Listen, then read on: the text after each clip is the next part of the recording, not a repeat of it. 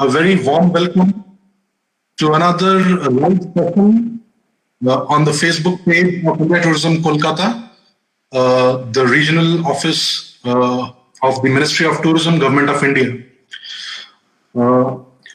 As you are all aware, the Ministry of Tourism, Government of India's Regional Office East has been promoting the tourist destinations, the culture, the cuisine of various destinations in the region through its Dekho Apna Desh initiative for the last several months.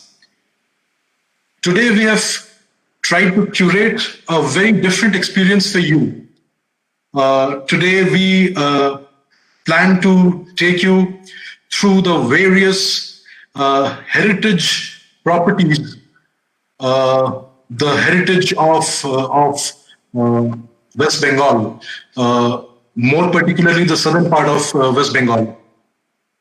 Now, when we talk about heritage in India, we are all aware that we talk primarily about the states of Rajasthan, the state of Gujarat, where we are aware of these huge Havelis and palaces, the place of royalty.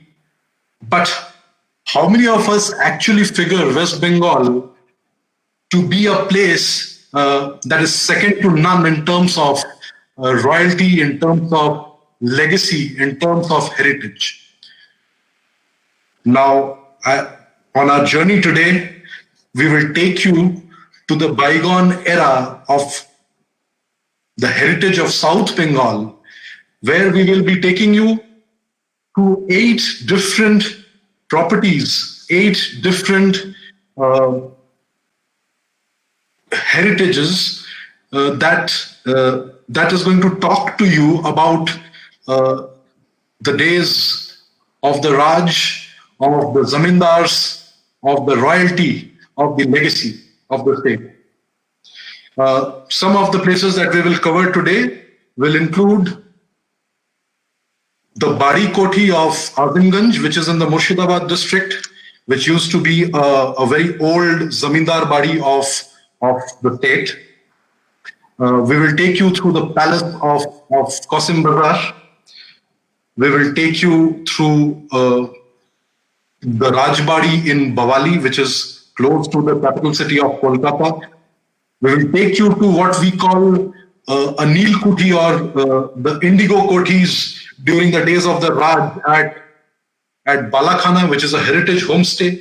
We will take you to another royal palace of Jhargram in the south of Bengal.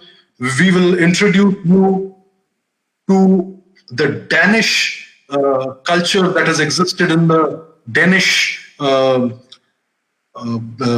town of Serampur. When we take you to the Denmark Tavern in Serampur, we will visit the Itachuna Rajbari. We will take you through another Zamindar Bari of Ahmadpur in the Bardwan district. So please fasten your seatbelts, because I promise you that today's section is going to be a very rich and enjoyable session for each and every one of you. Yes, a number of these properties, and especially all the properties that we'll be covering today, have been restored and have been converted into heritage hotels, heritage homestays, places where you can actually go and stay. Our initiative, I hope, will go a long way towards travelers from across the globe entering the doors of these properties. We aim at enriching the experience of tourists by introducing them to the amazing heritage on offer in Bengal. Without any further ado, I will introduce you now, and I'll hand it over to Mr. Debjit Datta. Mr. Debjit Datta, having known him for a while, is a tremendous heritage enthusiast, and he will be moderating today's session. He is also heading the state chapters of the Indian Association of Tour Operators and the Association of Domestic Tour Operators of India. Over to Mr. Datta. A very, very good evening to all of you, and thank you very much for joining us in this session. I'm sorry my camera is not working properly, but I'm sure I'll be sorting it out very soon. But in meanwhile, let me thank India Tourism Kolkata for this wonderful initiative to showcase all those heritage properties that's there across the Bengal. It's been almost 20 years in selling stories and handcrafted experiences across Eastern South Asia, covering Eastern India and South Himalayan Eastern neighbors of Bhutan and Bangladesh. And one thing that I realized that what Bengal has to offer, only few other destinations across the globe can offer. From the mountains of Himalayas to the mangroves of Sundarbans, West Bengal offers life-changing experiences. And together with India Tourism, we are trying to bring this in a platter with Best of Bengal, a webcast series focusing on the out-of-the-box experiences across the state. I'm happy to present the first episode here today on the heritage states across the Bengal. Our state is renowned for these amazing royal palaces of Rajbaris or Jamindar Baris. And you'll be surprised to know that there are almost 53 such palaces across the state, standing with the test of time, which dates back to almost 1,000 years of history of Bengal. Now, some of the palaces which we have now been converted or restored into heritage states that offers the taste of history and time gone by, and revealing in today's time with all the added comforts for the discerning travelers. I welcome you to join to know more about those unique properties with its fascinating stories from the people behind the unforgettable experiences during the first episode of Best of Bengal with India Tourism Kolkata. We will start our journey from the northern part of South Bengal, where the mighty river Ganges has made her way into the state, covering the 13th century ancient capital of Bengal, which is around Malda and Murshidabad, and the last capital of independent state of Bengal, the heritage city of Murshidabad. We are happy to have with us Mr. Darshan Dudoria. He represents Bari, which is almost about 225 kilometers from Kolkata, which takes around 6.5 hours by car. The Bari was built in the year of 17th century and was the house of elder brother, Raj Bahadur Dudoria. I would like to invite Darshan to speak more about Bari and their wonderful initiative to showcase this heritage. Over to Darshan. Please let us know about Bari. The people are waiting to know more about the wonderful experience that we offer in Murshidabad. Over to Darshan. Devjit, thank you very much. And first of all, being the first speaker, I think I'll take the liberty once to thank India Tourism, Ministry of Tourism. I'd like to thank, more importantly, Mr. Shahid Nandi and Devjit Datta for organizing this. I understand the amount of hard work it takes to get all of this, just to stitch everything together. So thank you for giving all of us the opportunity. And more importantly, we are possibly 8 mad people, but it is good to know there are other mad people who enjoy this madness and can see the value that is hidden in there. So anyways, I'll quickly start with Murshidabad with Bari to give you a little perspective about where Murshidabad is. So Murshidabad is a 6-hour drive from Calcutta, very easily accessible by train. It's about a 4-hour train ride. And we've got 2 beautiful railway stations built around. Murshidabad is the district separated by the twin cities of Azimganj and Jiaganj, which is separated by the mighty river Ganges, which makes it even more beautiful. Having said that, I always recommend go one way by train and take the way back by car, because then you can absorb rural Bengal to its best. Getting to the historical context of what Murshidabad was. So as you just very slightly touched upon. So Murshidabad back in the days contributed 5% of the GDP of the world. That was the power that Murshidabad had. That was the power that Bengal had. East India Company had set up shop over there. There were merchants coming from across the world, and I don't want to get started about the number of colonies that were set up around this 200-kilometer radius. But being specific to Murshidabad, one of the gentlemen who sort of etched his name in history was none other than Jagat Seth. And if you quite literally translate that name, it means universal banker, Jagat Seth. And this gentleman, he sort of migrated from Rajasthan. He got around calling his family members, his other community members from Rajasthan, who then migrated to Murshidabad. Now, this community, interestingly, are called the Sheherwalis. And like with every Rajbari, every old story heritage, it always has to start with a long, long time ago. So this is my beginning of a long, long time ago, where this group of people came in. They settled in Murshidabad, in Azimganj and Jiaganj, to be absolutely particular. If you see, interestingly, our hats that we wear for every public function are European designed. Our kurtas are Rajasthani, our dhutis are Bengali, and our old pictures of our forefathers are wearing British hats, British walking sticks. So there's a huge amalgamation of Mughal influence, British influence, European influence, and at heart we were Rajasthanis, and for the last 300 years been in Bengal. So that sort of reflects in our architecture, that reflects in our cuisine, in our lifestyle, and so on. However, unfortunately, time had to take its toll, and the wrath of time was unleashed in Murshidabad, and everything was lost. Palaces were shut, the most beautiful mosques, temples, everything was shut, locked down. In fact, Bari was also locked down for possibly a period of maybe 50, 60 odd years. And then, interestingly, we were very lucky to find a Canadian architect who took upon this mad project, 5 years.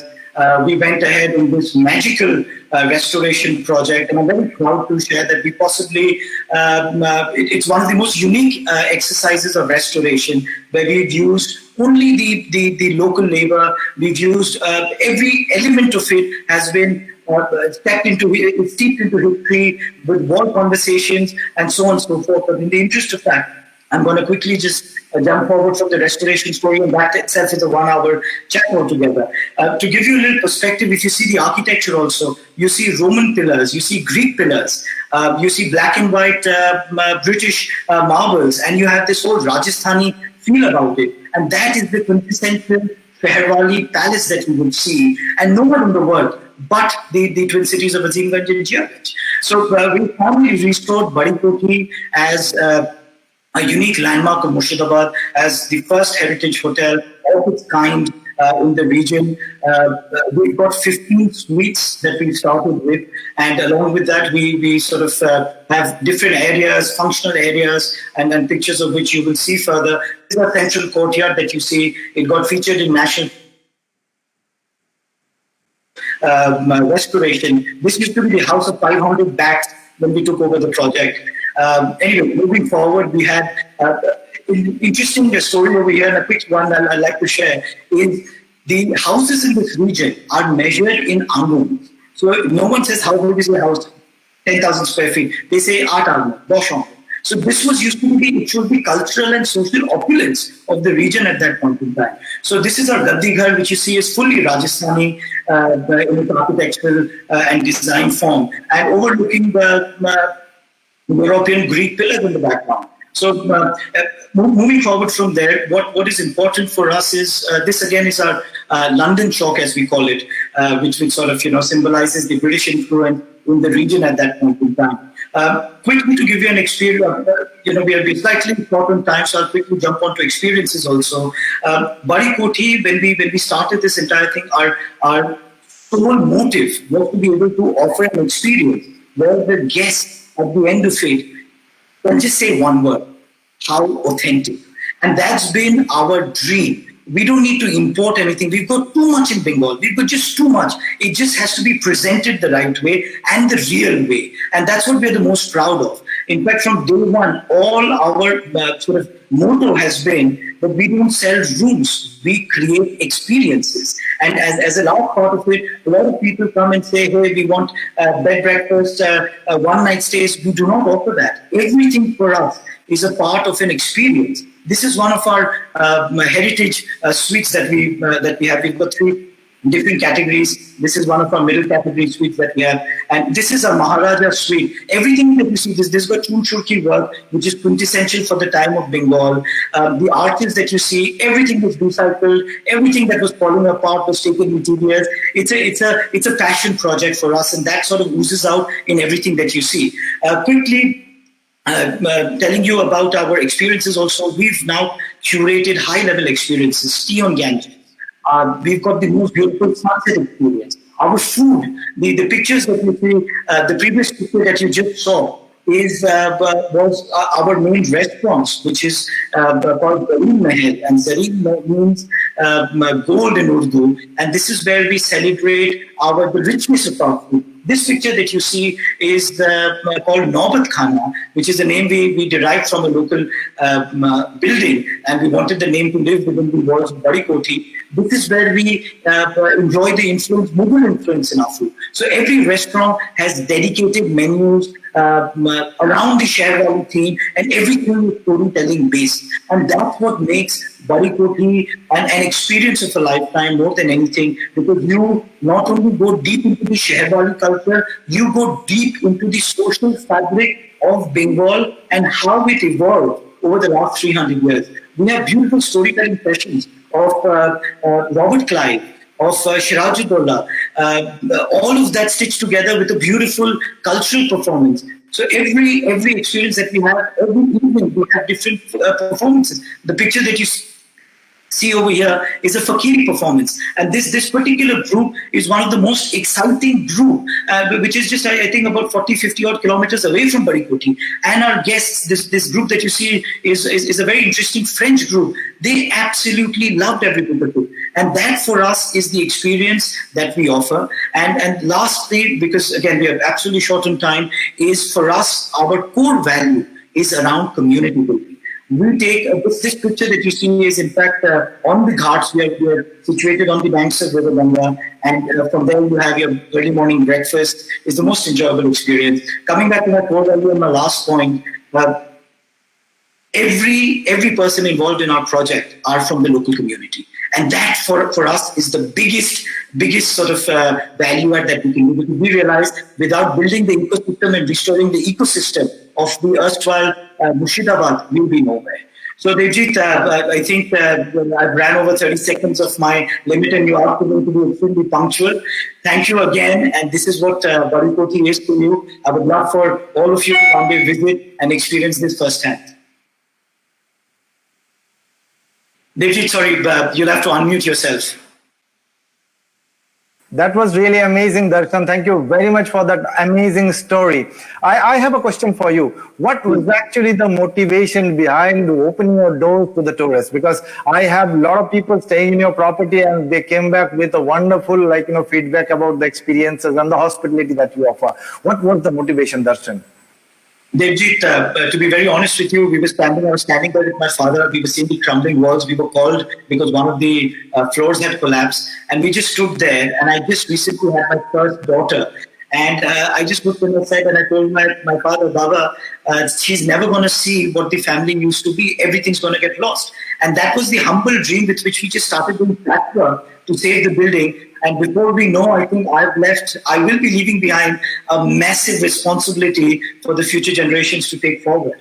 But that, again, I think is the legacy that we sort of, take forward with us. Wonderful, wonderful. I believe there are 53 such, Rajbaris and Jamindar baris across Bengal. I hope everybody gets motivated like you, and then, we can offer a wonderful experience to the traveler coming to the state of Bengal. Well, let's sail on Ganges further 20 kilometers south and visit the Roy's Palace, which was built between 1735 to 1855. We have Paulo Brai here from Kashim Bazar, Rajbari. All of the welcome to the Heritage Stays in Bengal. And I would like to know, without wasting any further time, I would like to more from you about your initiative, about the palace, and about the history and heritage that you offer to the discerning traveler. Over to Balabda. Thank you, Mr. Sharnik Chaudhary, India Tourism Kolkata, Regional Director, and Mr. Devjit Datta for allowing me to speak on this very beautiful occasion and to present the Kashim Bazar Palace of the Royals in front of you. Now, I will just like to brief you on how to reach Kashim Bazar. So you could take the early morning train, which is the Hazardwari. It leaves at 6:45 in the morning, and you will be reaching Murshidabad at around 10:30 in the morning, and we could take you from the station to the palace. And the evening train is also Bhagirathi. Otherwise, you would You could choose to drive down through rural Bengal through the NH34, which is renumbered now as NH12, and it would take you about 6.5 hours to reach Kashim Bazar. So if you start early in the morning, and you would be able to reach Kashim Bazar during lunchtime.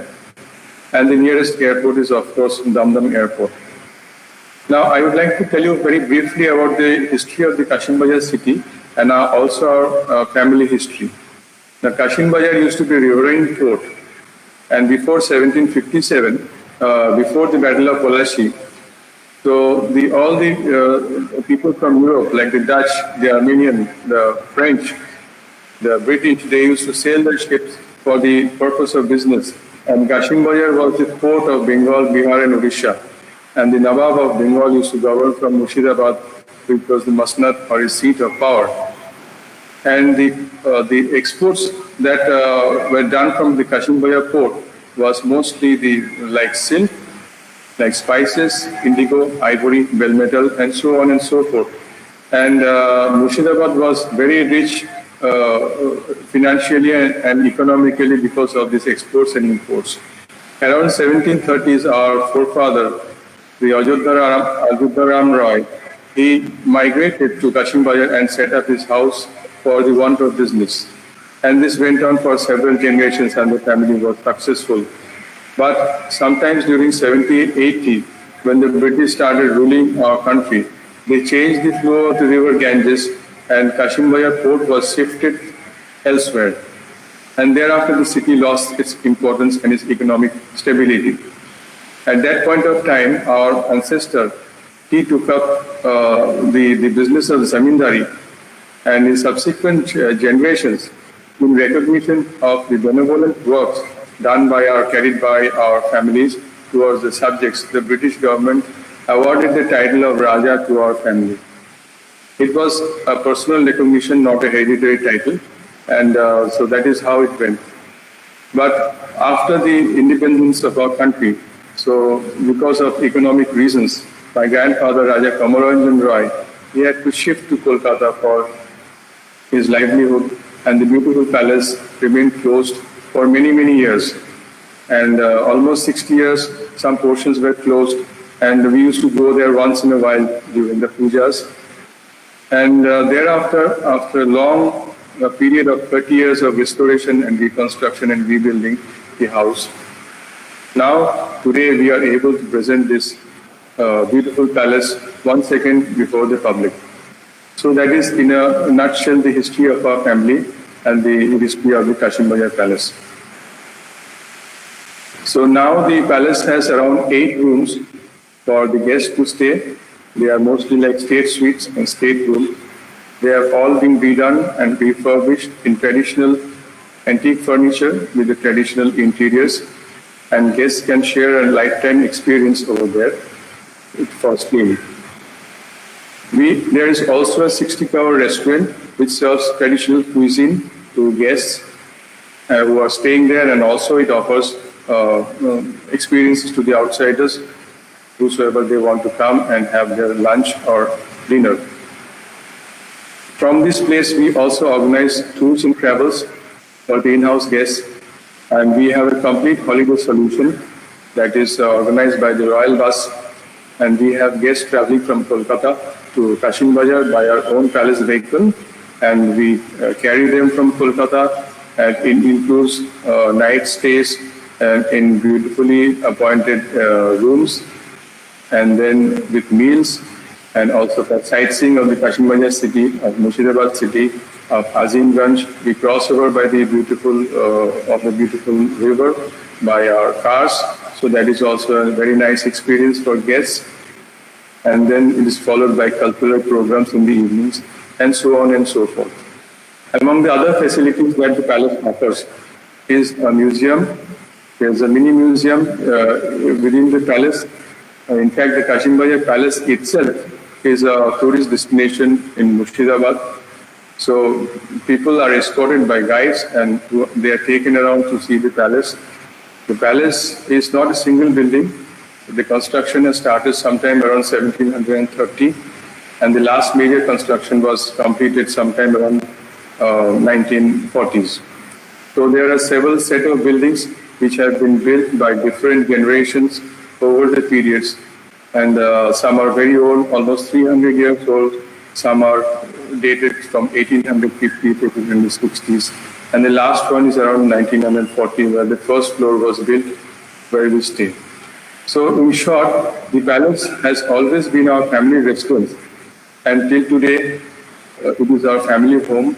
But at the same time, we have opened many of the rooms for our guests to come and stay and enjoy a royal experience. So there could be a royal wedding also, in case somebody is wanting to celebrate their marriage. We can turn it into a fairy tale wedding venue. And also for they can have the other activities. There are outdoor activities like the tennis court is there, which has been also refurbished after almost 70 years. It is beautifully set in the garden, surrounded by greeneries and mango trees. Now the palace has always been alive. Now for the last 300 years, there have been several activities and programs that have been going on in the palace. Mostly are Hindu rituals.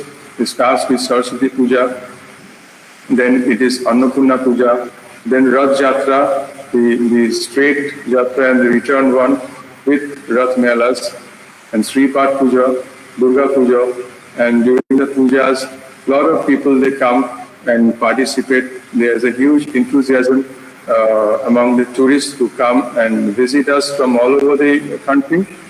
And there are cultural programs. In fact, India Tourism has been very kind enough to promote the various events that have been occurring during the Durga Pujas. So after the pujas, there is Kali Puja, there is Jagadhatri Puja, there is Kartik Puja, there are Christmas parties, New Year's parties. So throughout the year, there are several events that are going on. And the guests are invited to be a part of these programs, to come and stay, to enjoy and have a lifetime experience. So that is what is basically we say, come stay with us and see the palace where history is alive. Wonderful, Paulabda, wonderful. Thank you for sharing your wonderful story about Kashin Bazaar Rajbari. I must ask you one thing. I've seen one thing.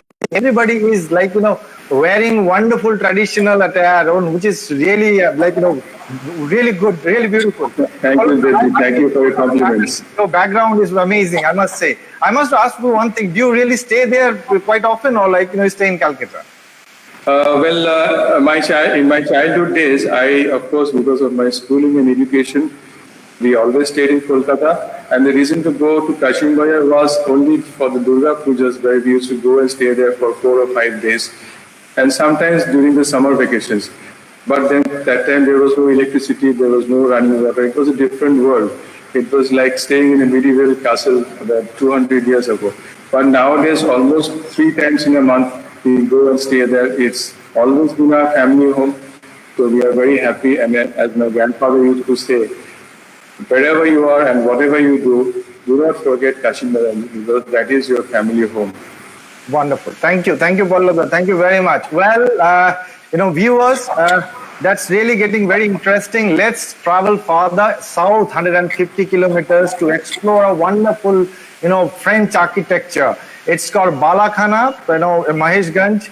And it was an indigo house, and it was surrounded by indigo plantation once upon a time. It was built in the 18th century, and we have Ranodhir Rai Chaudhuri from Balakhana Heritage House. May I invite Mr. Rai Chaudhuri to tell your story. Tell our viewers are waiting to hear from you. So over to you, Mr. Rai Chaudhuri. Mr. Pal Chaudhuri. Yeah, often made mistake. Anyway, thank you very much, Devjit. And I must really thank Messrs. Chaudhary and Nondi, who've really done a fantastic job of presenting us and putting us on a platform that actually showcases the entire heritage hospitality business to rest of India and also as much of the world as possible. We are very well connected by road. And there are 3 really roads. One is the NH2 and combination of State Highway 13. The other is National Highway 12. And of course, there are the same trains that go all the way to Murshidabad. that has a stop at Krishnagar, and we have a chargeable pickup and drop-off service, which is about 12 kilometers or 13 kilometers from the station. And it takes about 20 minutes to come to the house. That is basically how you come here. And in our website, which is very detailed, you have a chapter called How to Get There. And everything is mentioned in that website. In fact, almost everything you need to know about Balakhana is mentioned in the website, along with pictures and things like that. Here you see an aerial picture of Balakhana, and you can see we are actually surrounded by about almost 400 mango trees and lychee trees and other fruit trees. So we have an absolute privacy from the public, because the entrance gate is almost about 500 meters away. And Balakhana has actually been a completely a very Italian indigo plantation for about 100 years. And after which the indigo revolution took place, so they had to leave behind the property and go back to England. They had settled in England by then. My grandfather was an engineer from England, and he was wanting to come back. It's a very long story, but he came back from England, bought this property in England, and came back and settled and started his family here. So the children were born there, and in our sort of siblings, I was the one born in this house also. And right now, we have started this in 2013 because of a specific reason. And I sold my businesses, and my wife and I came to settle about 10 years ago. And the family then said, why not do something, in the footsteps of Rajasthan? Because Rajasthan, I think, has about 138 heritage hotels. And in India, in Bengal, we have only a few. And we are all going to be adding on, and the number should be increasing. So we have now 5 air-conditioned rooms and 1 extra room, which we only let out in winter when the sort of season starts. With that, we sort of basically have a veranda where all these rooms face, and Balakhana is a place where you actually come to unwind. And there are lots and lots of birds, there are lots of nature walks that we do, and there are river walks, there are walks to various other places. There are local weavers and things like that. And most of that's the dining room that you see, that's about 900 square feet. And, we do, because of this COVID problem, we now do a little bit of social group distancing. So we set up different sort of tables and different sides of the tables, and have the groups sitting separately so that they don't really intermingle while eating. Apart from this, in the family, my grandfather and my father were people of a very different background. They were more into education, they were more into social upliftment, they were into, primarily Jamindari. And my grandfather started 5 tea gardens, out of which we still have a few. And apart from this, politics was a very big part in our family. My father was an MLC from 1928, and my aunt was the member of the first parliament in a by-election, but still in 1953. And so we have had politics in the family. Unfortunately, I was also pulled into it, but unfortunately, times were different, so business was more important, and I followed in the paths of individual business over here. Apart from that, we do a lot of activities over here. We have a lot of indoor games, and the children can play all sorts of board games and things like that.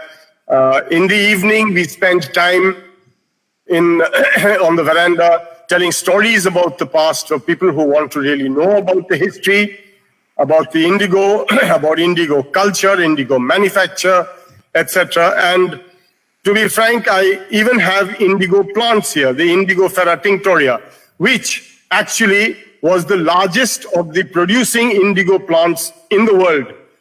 And believe it or not, there are over 550 varieties of indigo in the world.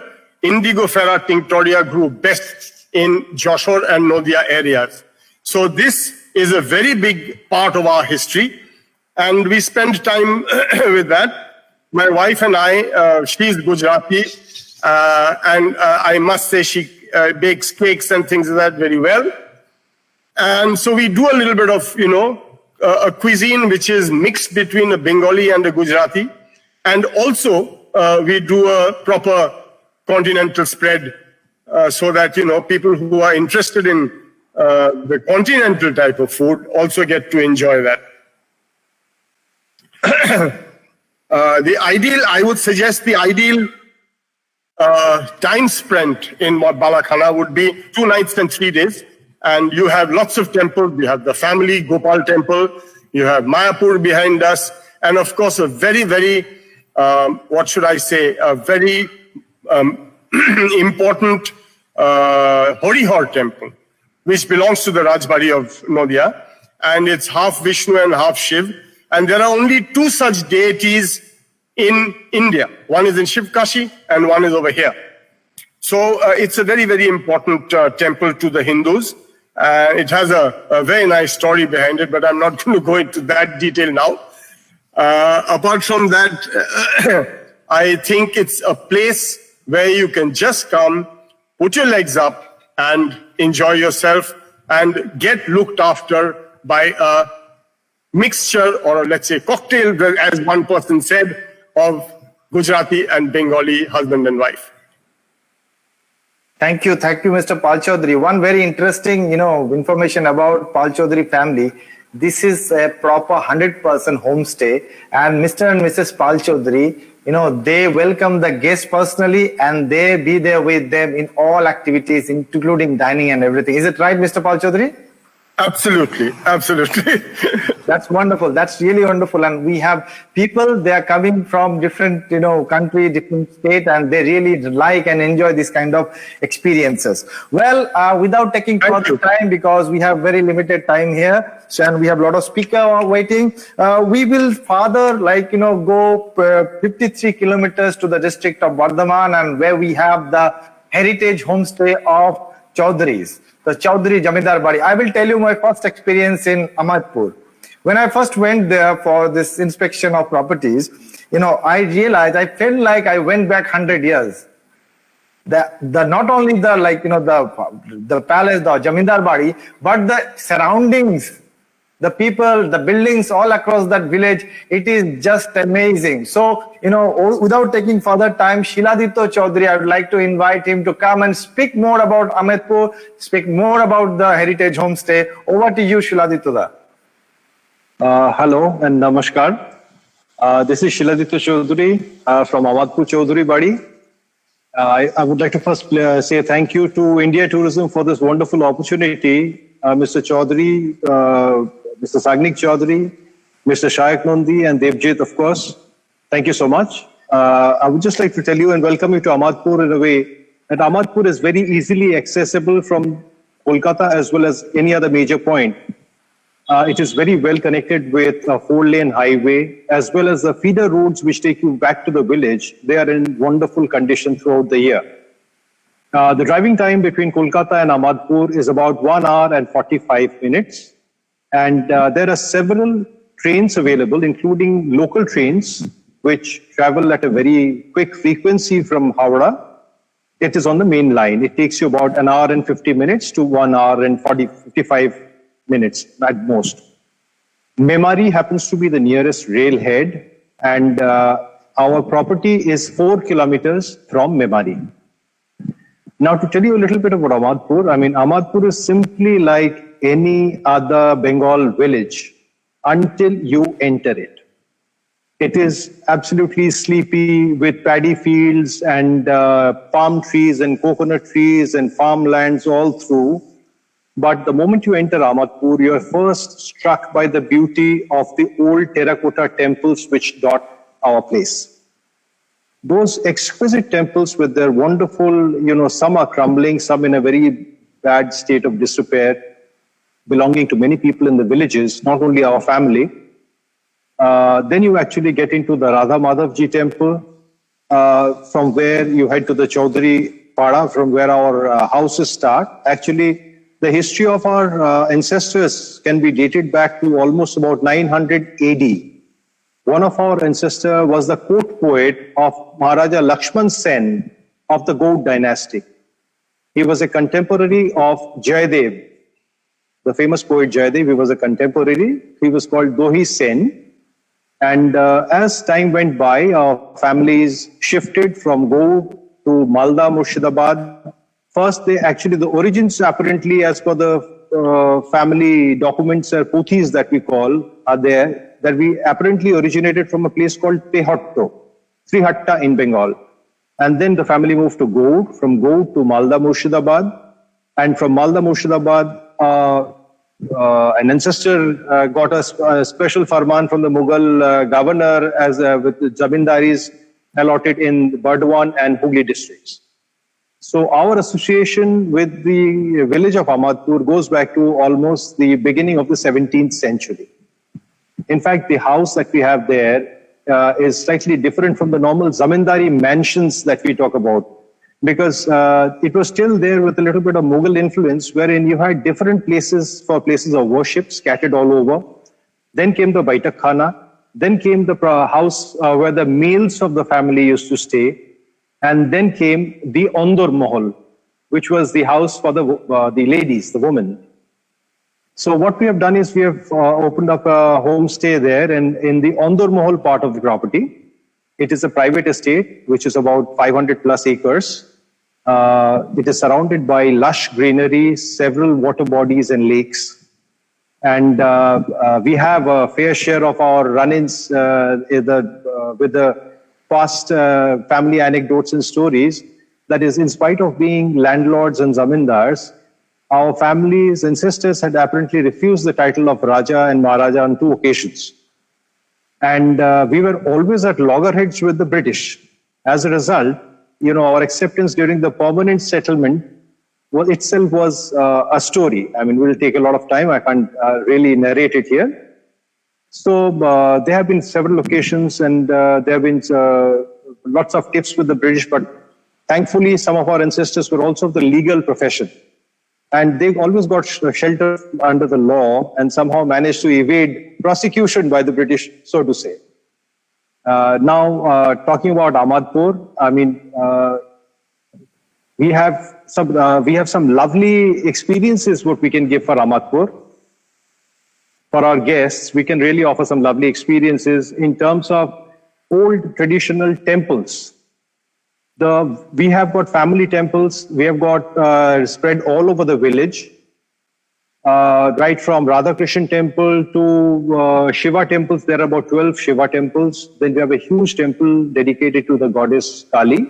She is treated as a daughter of the family. And our Durga Puja is about 358 years old. We have a separate Puja Bari, and obviously, like in every old Hindu family, we have a plethora of festivals round the year, which starts off with Snan Jatra for family deity, and goes on to Rath Yatra, then Durga Puja, Kali Puja, Ras Utsav, Kartik Puja, Saraswati Puja, Dol, and you name it, it's there around the year. Plus, something which is very unique, which the guests like, is the special pujas which are held at every Amavasya in the Kali temple. So that itself is a very unique experience, apparently. That's what we have been told. Now, about the guests that we have, about the houses that what we offer at the present moment is, we have a lot of rooms, but we are operating only 10 rooms at the moment. And at the present moment, because of the COVID situation, we are working on a 60% occupancy. with obviously all the COVID details put into place regarding the sanitization of the place, proper, whatever precautions have to be taken. We sanitize the property thrice a day with proper sanitizers and gloves and masks, and the staff who take care of the guests in our property, they themselves are with our family for the last 6 to 7 generations. And apparently the secret cuisine, which is on offer, dates back to a couple of centuries, which have been with our family. In fact, the chef himself is about the 5th generations old. The activities that we offer at Ahmadpur vary. Since it's a typical Bengal village, we try to promote, interaction between several tribal villages that dot our estate.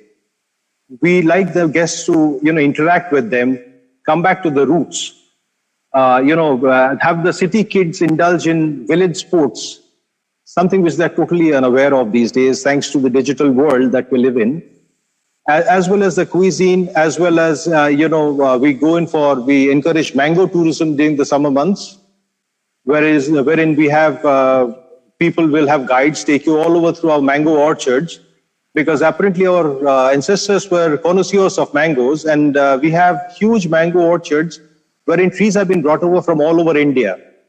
And apparently each mango has got some medicinal benefits. So we have people telling people which is good for you, which is good for this, which is good for that, and you are at liberty to pluck and eat as much as you like. Then we offer country boat rides in our lakes.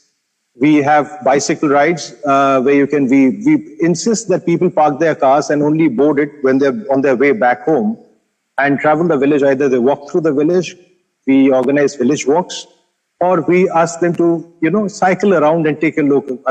Just keep it as rustic as possible. Then we have options of also organizing, separate bullock cart rides through the villages to give them that authentic experience, wherein they can travel through the paddy fields and see people at work in the fields. Especially the city kids who don't have this opportunity, they absolutely love this.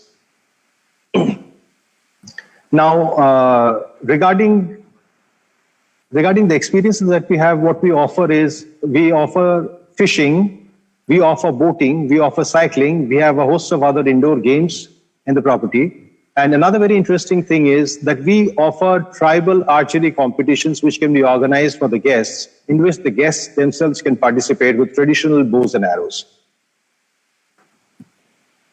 This apart, if somebody wants to come to Ahmadpur, we ensure that deliberately the bedrooms do not have television. We do not provide Wi-Fi unless it is on specific demand, wherein we offer a dongle for that particular guest.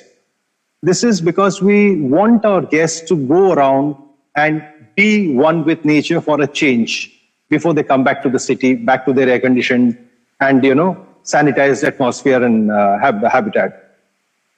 So this is Ahmadpur in a nutshell. We do not really offer luxury, but we offer a lifetime experience. We would look forward to having all of you with us at some point of time. Thank you so much. Thank you, Mr. Chaudhary. That was an amazing story, and I must tell you, the background behind you is actually carrying forward the sense of heritage. No, that's really amazing. I must tell you, I have heard about that, the wonderful, tradition you have during Kali Puja, which is quite different from what you have in, rest of Bengal. So if you want about that, that's really amazing. This is a tradition which dates back to, hundreds of years. We still have huge idols of goddess Kali, which are about 26 to 28 feet in height. The tribals bring them on bamboo poles on their shoulders with mashals lit on an Amavasya night. And there is a dance which is performed in front of our house. This is again a tradition. So where there is no electric light, we just on the light of mashals, we have that to the thrumming of drums and the nakadas that they play. It is an ethereal experience, absolutely ethereal. Yes, I have seen this. It's need to be believed. Yeah, and that was quite amazing, actually. Thank you, Shiladitya. And Thank you so much. further, we will be traveling, friends, for the 35 kilometers southeast of, Heritage Homestay, where we have the magnificent Itachuna Rajbari, which was constructed in 1766 by Shoifullu Narayan Kundu. We have Sharmishta Bhattacharya from Itachuna Rajbari. So over to you, Sharmishta. Please tell us your story about the Itachuna Rajbari. The viewers are anxiously waiting for that story. Over to Sharmishta.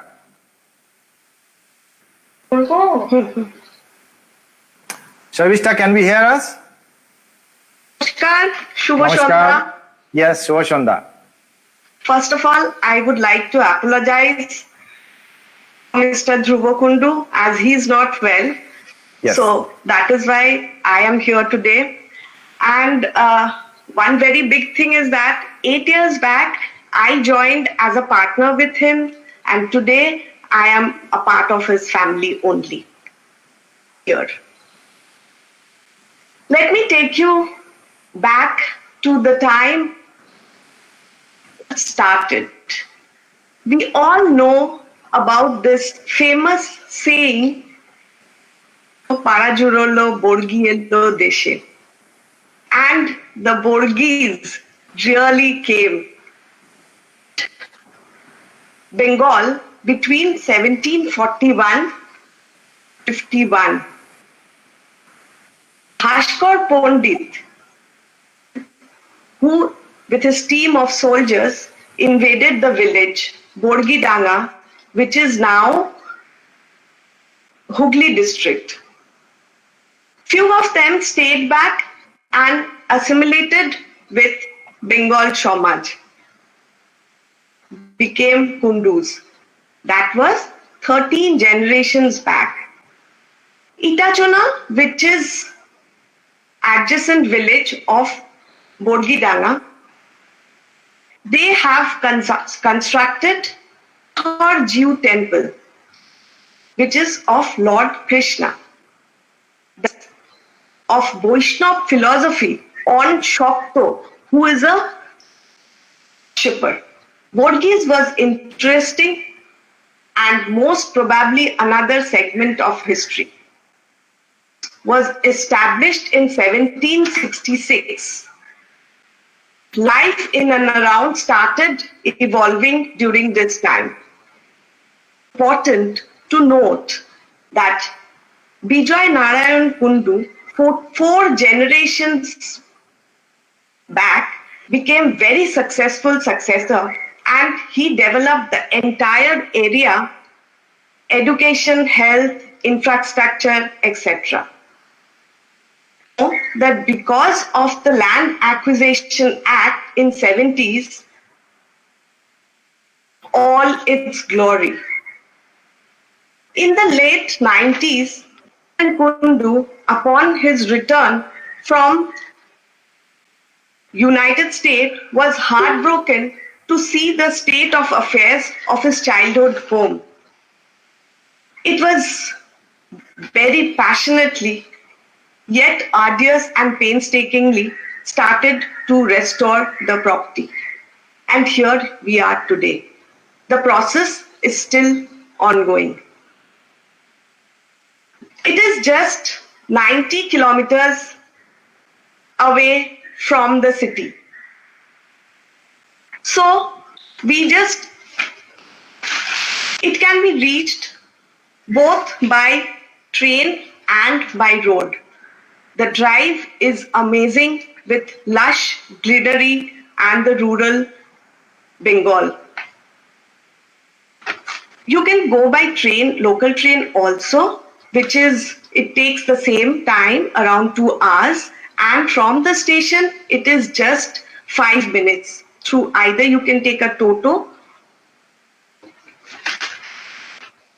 Our motto is Atithi Deva Bhava.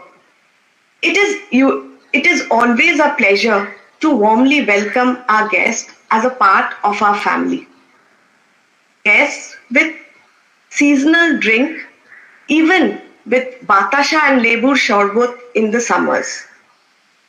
We have rooms We have around 12 rooms inside, which is in the Ondor Mahal, and 4 rooms around the pond area to give a village feel with a royal touch. And the most unique thing here is the rooms are named after the present and the past family members like Boro Boudi, Choto Boudi, Boro Pishi, Kaka Babu, Pishamoshai, and so on. It is designed elegantly with antique furnitures, and again, this is designed by Boro Boudi, Mrs. Kundu, with the help of the rural people and not by any other designers. It has all the amenities, Wi-Fi, multi-TV channels, refrigerator, etc. Cuisine. Yes, we have a complete Bengali cuisine. We do not have a restaurant. We have a khabar ghar, and we cook in our ranna ghar. And we mainly cook those things which usually people don't feel like cooking on your daily life. That is mochar ghonto, potol bata, muri ghonto, etc.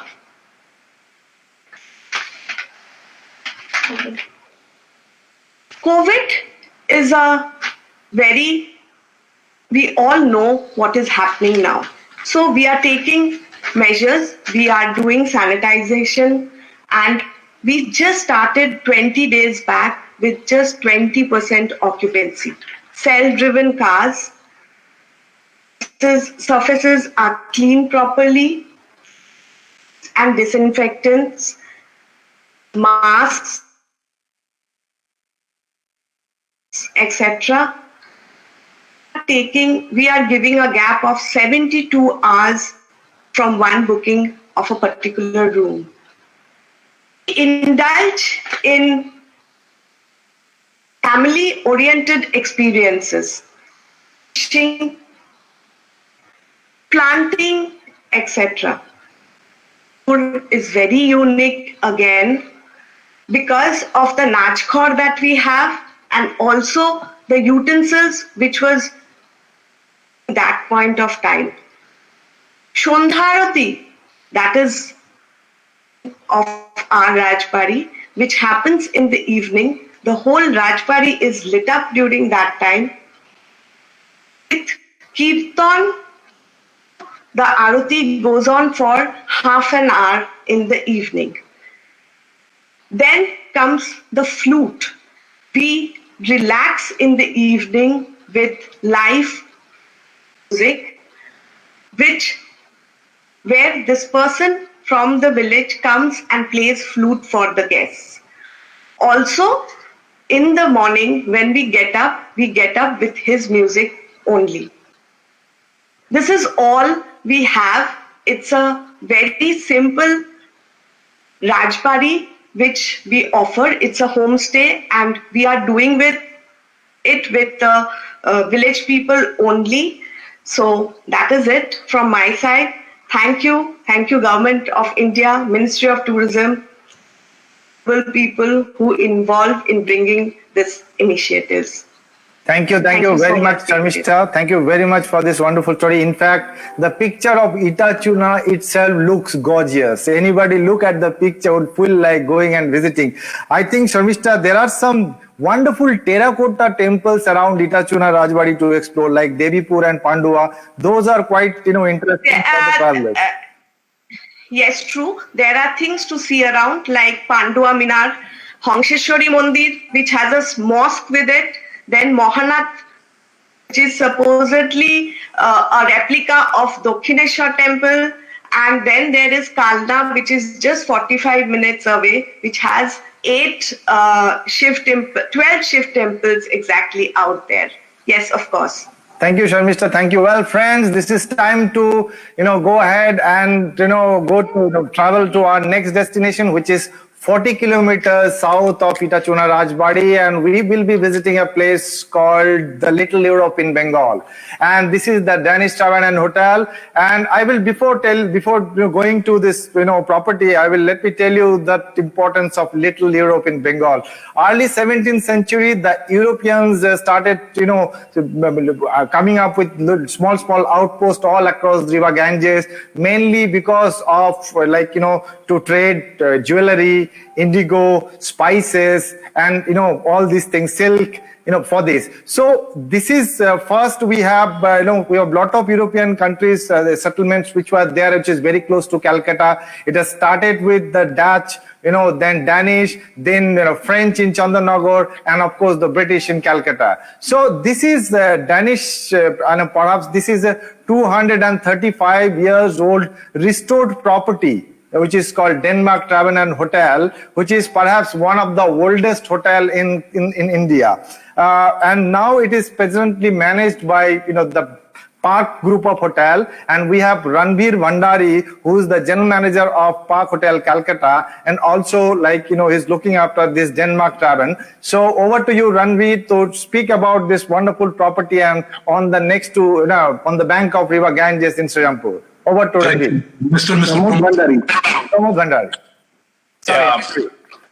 Devjit, you got my name wrong. Yeah, a lot of, 8 people, a lot of... No. I'm sorry for that. Mr. Ranveer Bhandari was a stalwart in this industry. I mean, everybody knows him, of course. So good evening, everybody.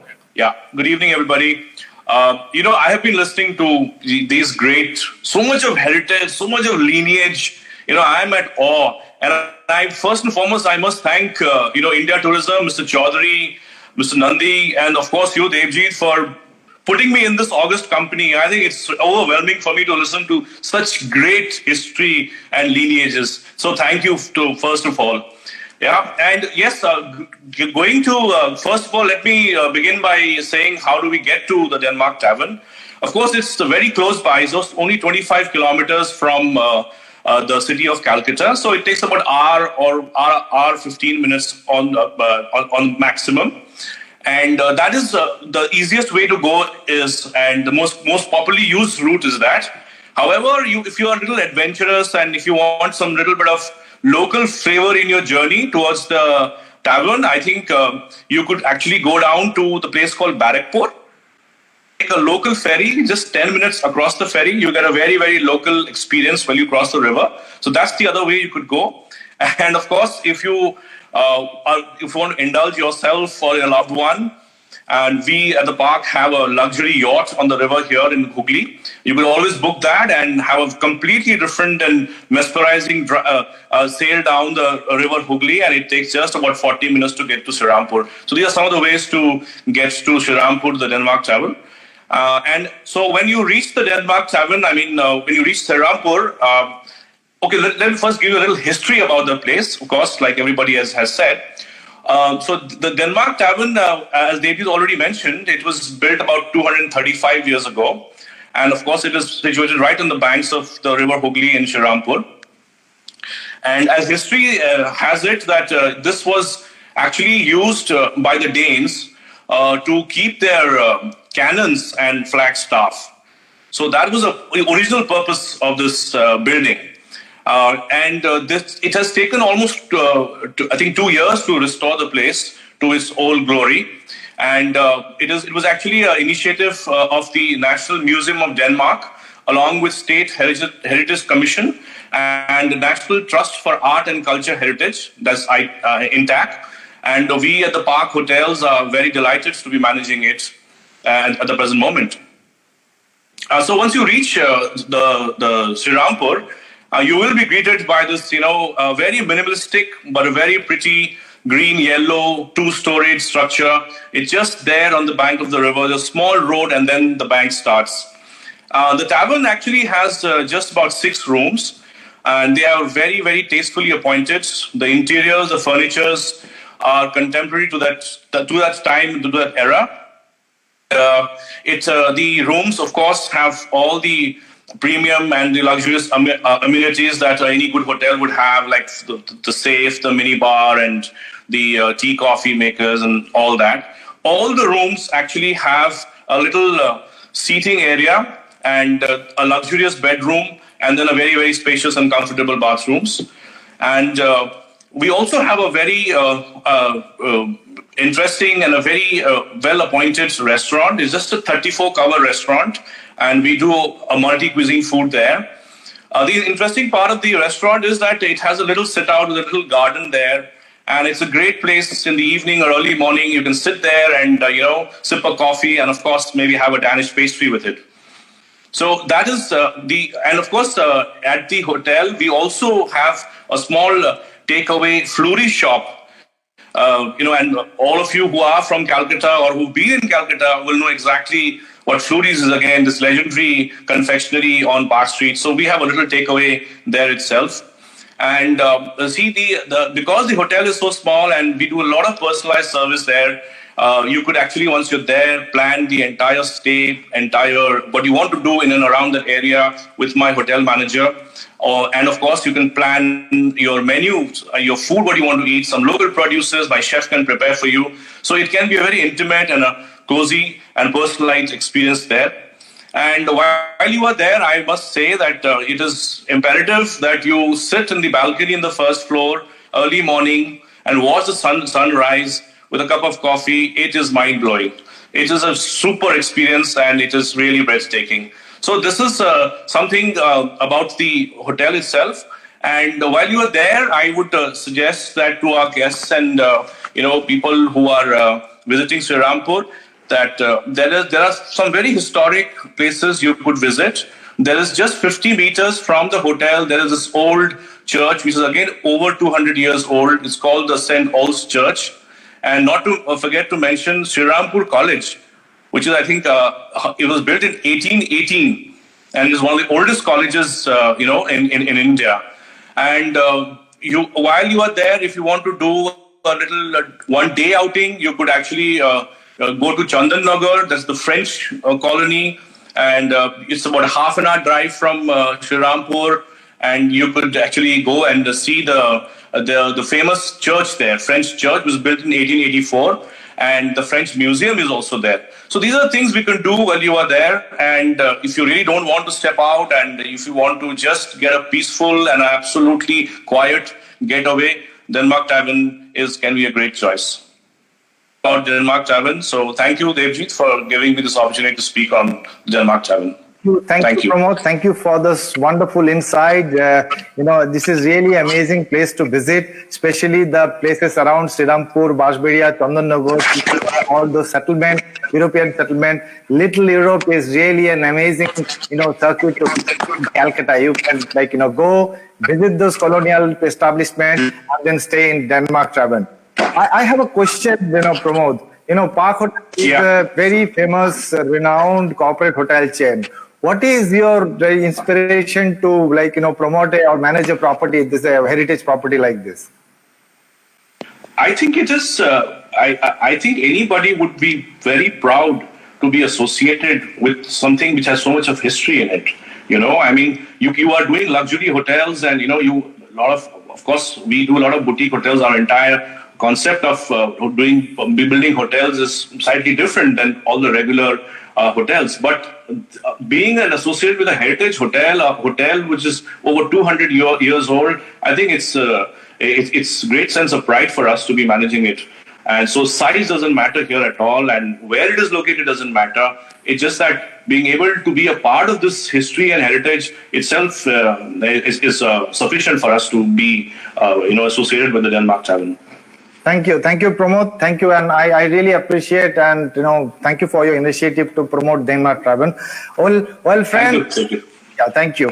Well, friends, time to travel to our next destination, 60 kilometers from Denmark Tavern. We have the amazing 350 years old restored luxury called Rajbari Bawali, where you can experience a wonderful hospitality and an amazing village life experience next to River Ganges.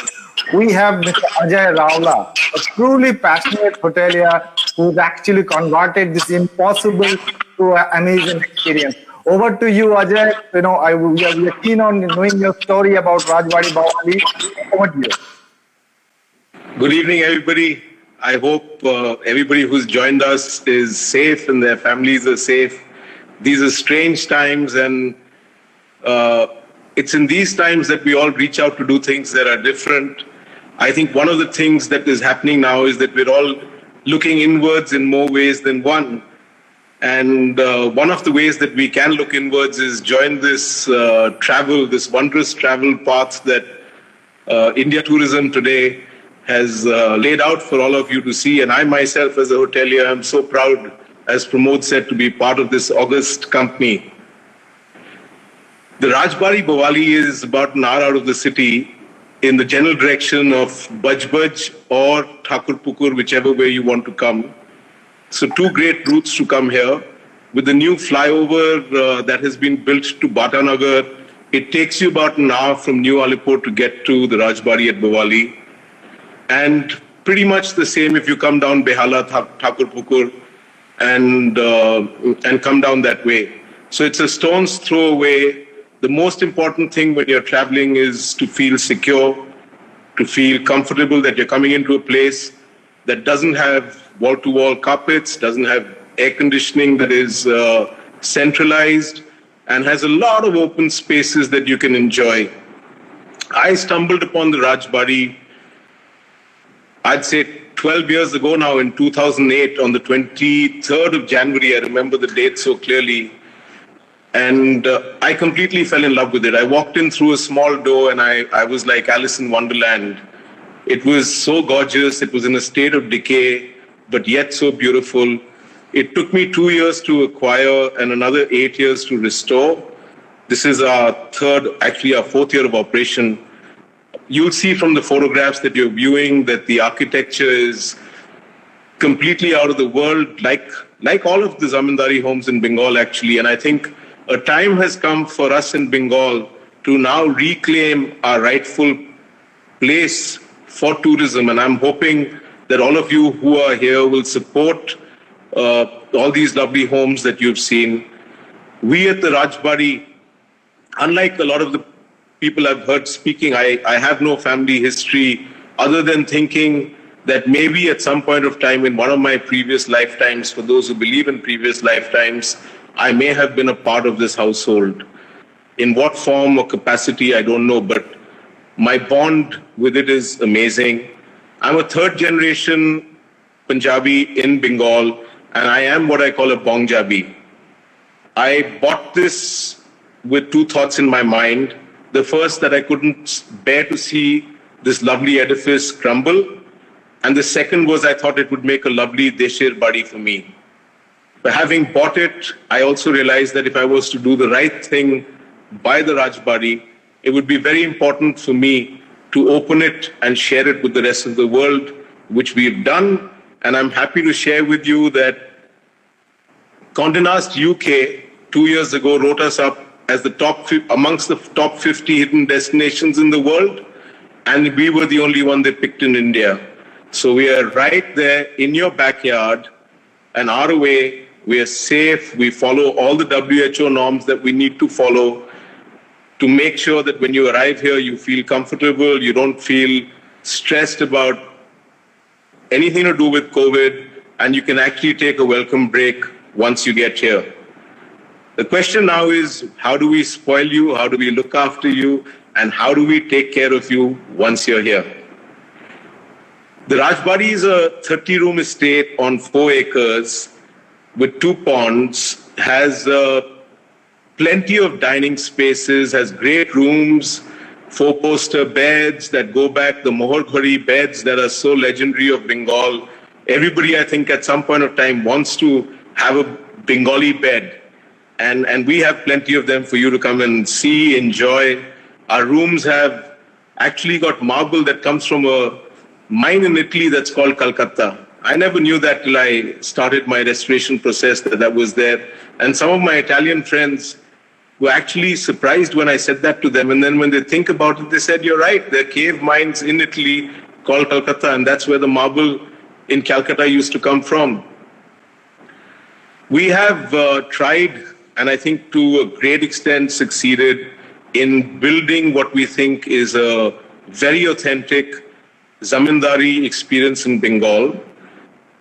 We are blessed to be in a place where our team is entirely from the village. We worked with our team, and you'll find that there's a certain softness in the service style. There's a certain graciousness to what they do, which can only come from simple folk who do it straight from the heart.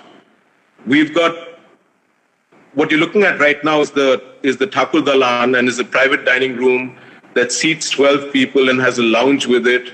We have the piano room, which has a beautiful old German piano, and that's our dining hall traditionally. We've just built during the lockdown, with old cast iron, we built the rooftop cafe, which is, it's got a view of the sky that's spectacular. It's a great place to sit down and have breakfast, sit down in the evening and chill. We've got the Lotus Pavilion by the pond, which is great because there's greenery all around. You could very well be in Kerala, Goa, Bali. I have so many people who come in and say, wow, this could be in Bali, this could be in Goa. And guess what? Like most things, it's right in your backyard. And maybe it's that age-old thing about, Ghar ki murgi dal barabar. We've all heard that saying. I really would like all of you to come out and get a taste of this Ghar ki murgi, which is fantastic, actually. We have several experiences that we've set up. I've heard others talking about their boat experiences. Ours is fairly unique because we throw in a musician who'll be serenading you on the boat. We have dancers on the boat. We have a Sandhya Arati that's quite spectacular. No story in Bengal is complete without the Baul musicians. Every weekend we have classical dance performances on the stairs, which is so theatrical you can't even imagine. We have a fabulous Durga Puja, amongst other things. And Calcutta has always had, Bengal as a matter of fact, has always had more than its fair share of culture. It has the most blessed musicians. So we bring in a lot of young people, a lot of young musicians from the city. Apart from the fact that you get a taste of traditional culture at the Rajbari, what it also is probably the most romantic spot this side of the Suez. So if you've had your share of the last 4 months of COVID lockdown and you want to get away with somebody special, we're a great place to get away to. We have the river, which you can look at now, a fabulous sunset, and you actually get to see Gangetic dolphins every once in a while. Sometimes I take it a little too far and I don't see one and I point behind someone's back and say, oh, there you just missed it. But very often you do see it. I think that we in Bengal are blessed. We have so far not been able to package it right. But I think with this initiative which Mr. Shiladitya Chaudhary and India Tourism have started, I think we're on the right track. I think we need all of you to understand that we have something special at home in our own state that is so fantastic that all you need to do is that little hop, skip, and jump, and you're in a safe, wonderful place to have a great holiday. I hope once again that all of you are safe at home and look forward to having you over in mine. Thank you. Thank you, Ajay. That was amazing. In fact, whoever is from, I have been to Rajbari Bawali couple of times, and a lot of my customers from all parts of the world, they have been to Rajbari Bawali, and only one word, it's called wow. That exactly, and I must appreciate the effort the gentleman has put forward to restore that. I think I must know that story from you, Ajay. I think initially people have encouraged you to take over this property and restore this. If you can tell us few words about that. Everything that's well done has only one good thing behind it, Devjit, and all of us know that, and that's passion and love. So anything else, I fell in love. So the rest of it was easy. And I must say that I have seen each of the corners and the kind of being a born Punjabi, the kind of creativity you created there. It is amazing. Thank you, Ajay. Thank you very much. Thank you. Well, friends, time to move to our next destination and perhaps the last destination. It is 184 kilometers from the Rajbari Bawali in the western part of West Bengal. We have the Jharkhand Palace, which was the royal residence of the Maharajas of Jharkhand. We have Vikram Malladev here with us, waiting to share their amazing story about Jharkhand and the palace and the wonderful experience they offer all across that part of our state. Over to you, Vikram. Please go ahead and share your story. Namaste to all. Jharkhand is a district on the western frontiers of Bengal, which borders Odisha and Jharkhand. It is well connected from Kolkata through the National Highway 6 and is 169 kilometers from Rabindra Sadar. All short distance superfast trains from Howrah to Tatanagar have halt at Jharkhand railway station.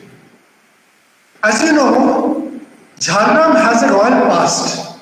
The ancient temples and the several heritage buildings in this district testify to it.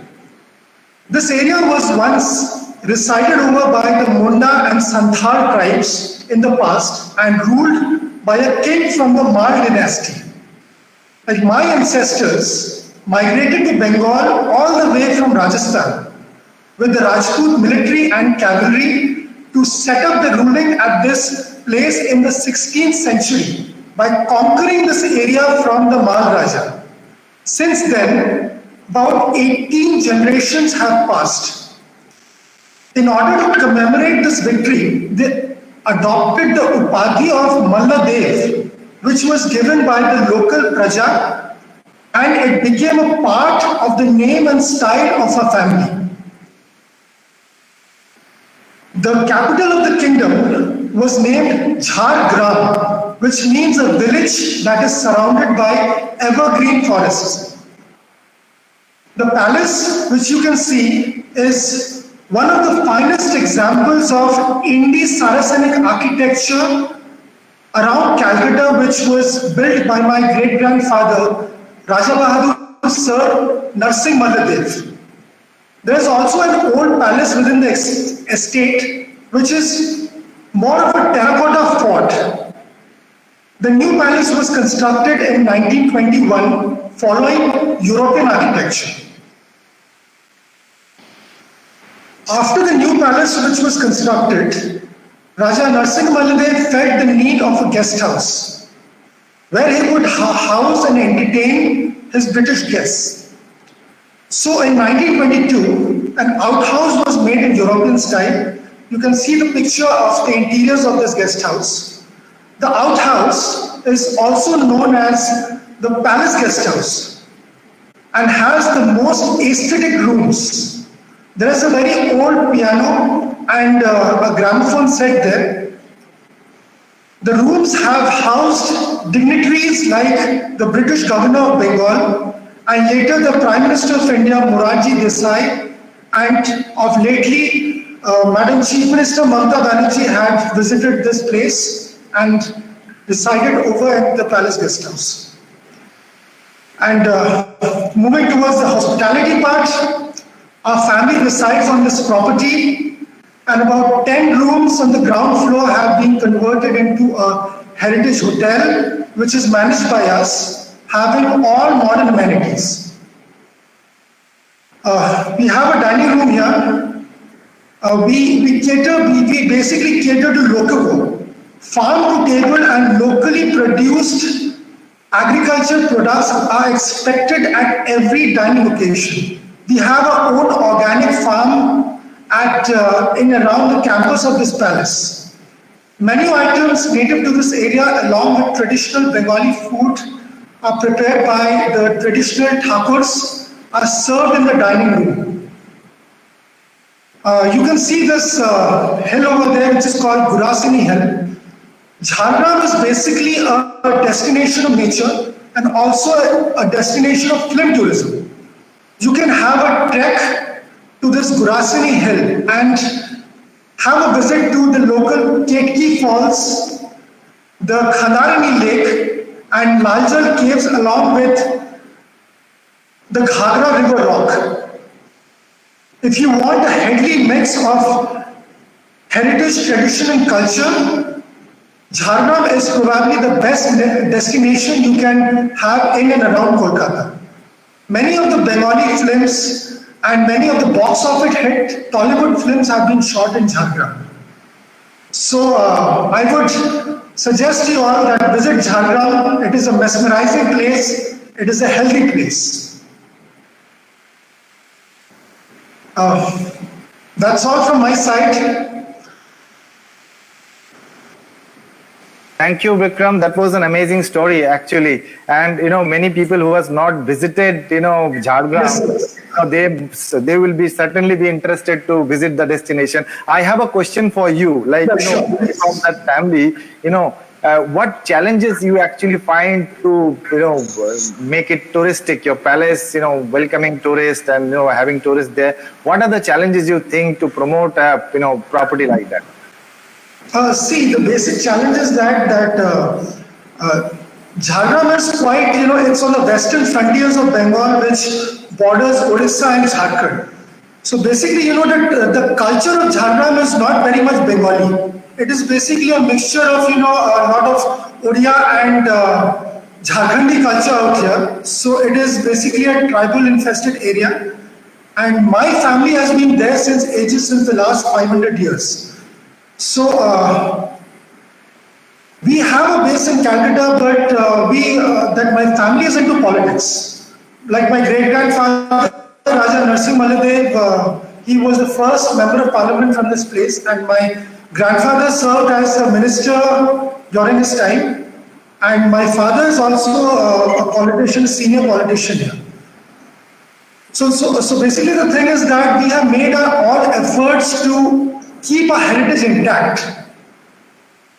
Okay. And we had faced certain challenges like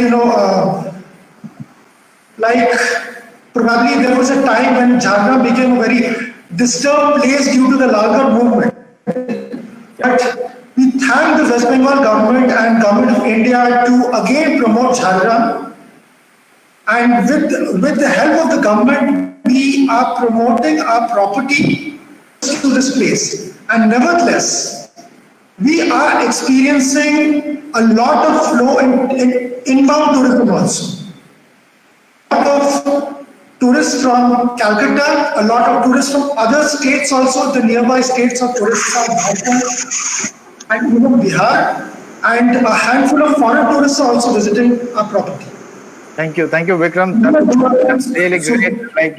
And really thank you for the initiative to promote Jhargram and promote the heritage stay. Well, friends, that stays in Bengal. If you are under the impression that you can only stay in a palaces like in a state like Rajasthan, we do have a lot of. We have 53 palaces, and thanks to this, my gentlemen, all of us here, they are, their best effort to make it touristic for tourists to their properties. So over to Shayok to take it over and continue further. Thank you, Devjita. Thank you, Vikram. Thank you, speakers.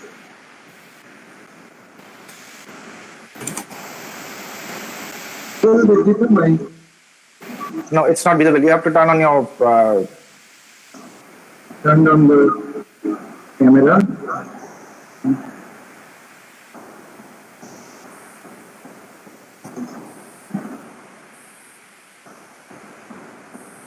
So,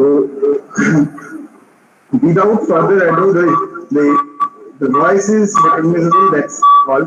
Devjita, just please enlighten our viewers that all these heritage properties or heritage stays of South Bengal. connecting. This is just a this is an initiative which we have taken. We at Impression Tourism Services, we are always into selling stories and handcrafted experiences, and we handpick this kind of experiences all across the state and the region. So I think the best way to connect, I believe, we have the websites which has been highlighted during the presentation, and everybody here present here, all the panelists here, all the members present here, they are absolutely professional in terms of handling any request that comes from the traveler or the travel companies. So do get in touch with us. I am there to help you out, and all our properties are there to welcome you, your tourists. So get in touch with us, and you can always contact India Tourism Kolkata to know more about these properties and their the way to connect with them. We are definitely going to encourage other people, other properties to make it to put their effort to make it for the make it for the tourists. And of course we will continue this Best of Bengal series further with more and more experiences across the state in our upcoming episode. So that is there. So do contact us, and we will be definitely take it further. Thank you. So without further ado, I would like to hand it over to our regional director, Sri Sharnik Chaudhary sir, for a few words. Thank you, Shav. Wow. I mean, yes, today was perhaps a mesmerizing experience for all of us, all our viewers. For me personally, it was, I don't know what to say, because it was an amazing sartorial bonanza, all those kurtas and Punjabis. There was so much of color, there were sights to die for. This was a very small effort on our part to actually bring to you some of the properties that personify the heritage that Bengal has, the richness of its culture, the legacy, the remnants of the days of the Raj and prior. So all of that we have tried to encapsulate in today's episode. Now the point is that the heritage of Bengal is not limited to the properties that we have showcased to you today. There are an upsetting number of Rajbaris, a lot of Jamindar Baris, a lot of palaces scattered across the region. But all of these have not been restored, so perhaps they are not ready to host guests with the level of comfort that they would probably be looking for. So the showcase today are actually up and running, and they're ready to welcome the world with open arms. If you liked what we did today, which is going to be what we in Bengali call an adda session, where we actually talk about the trivia, about folklore that concerns with heritage sites. We are also planning. We also plan to do in the near future highlighting similar heritage properties in the northern part of West Bengal, in Odisha, which is again a hotspot for.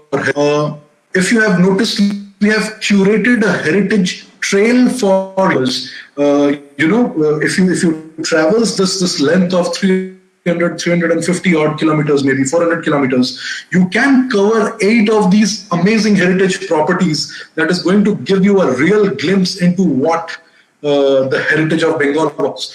So when I say the heritage of Bengal is second to none, we probably need to get out of the idea that heritage in India is reflected only in the heritage properties that are there in Rajasthan and Gujarat, maybe Madhya Pradesh and some other states. So if you liked our presentation today, please let us know. Please comment on Facebook. Please follow our Facebook page. Please follow our Instagram page, which is indiatourism_Kolkata. Please subscribe to our YouTube channel, because it takes a lot of pain and a lot of effort to actually curate these kind of experiences for you, dear viewers. A time for thanking the real heroes behind today's show. Thank you, Mr. Darshan Dudhoria. Thank you, Mr. Pallab Rai, Mr. Pramod Bhandari, Mr. Ranodhir Palchodhuri, Ms. Sharmishta Bhattacharji. Thank you, Mr. Bikram Mollodev. Thank you, Mr. Shiladitya Chaudhuri. And thank you to Mr. Ajay Raula for amazing, mesmerizing presentations. A big thank you to Mr. Devjit Datta for very, very nicely, professionally moderating today's event. Fabulous job. We are not going to let you go. We'll also hijack you for some of our upcoming live sessions on the Dekho Apna Desh and the Ek Bharat Shresth Bharat series. A very big thank you to my colleague, Shayok Nundi, without whose undying effort and insane quantum of passion with which he has pursued this, which is at least equal to the passion with which all of these properties have been curated. Thank you so much, Shayok. Without this, without your contribution, without your undying passion, this would not have been possible. Thank you very much, viewers. We would like to hear from you. So please comment, like, share, subscribe our channels. And your comments actually inspire us to do more such events in the future.